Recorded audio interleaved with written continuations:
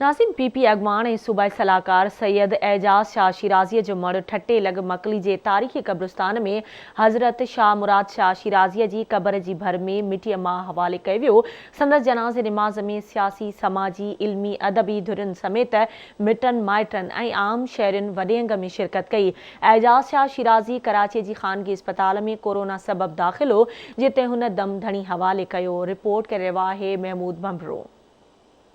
Shirazi group जो सरवाण ऐं peoples party जो अगवान सूबाई सलाहकार सैयद एजाज़ शाह शिराज़ी 2 महीना ज़िंदगीअ सां जंग विढ़ंदे कराची जे निजी अस्पताल आगा खान में दम धरणी हवाले कयो। सोग में ठठो ऐं सजावल ज़िलनि जा समूरा नंढा वॾा शहर बंदि थी विया।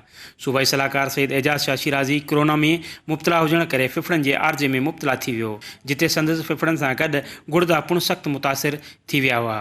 पर ॾे मां ख़ुसूसी इंजेक्शन घुराए संदसि ज़िंदगी बचाइण जूं कोशिशूं पिणु कयूं वयूं, पर ज़िंदगीअ संदसि साथ न ॾिनो ऐं सैयद एजाज़ शाह शिराज़ी दम धणी हवाले कयो।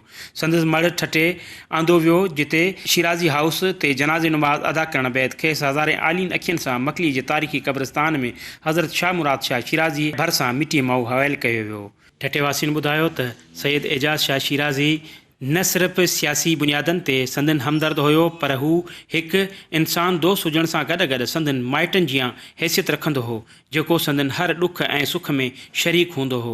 संदसि जनाज़े में सिजावल ऐं ठटे समेत मुख़्तलिफ़ सियासी, समाजी, इल्मी, अदबी धुरियुनि जे हज़ारे माण्हुनि शिरकत कई।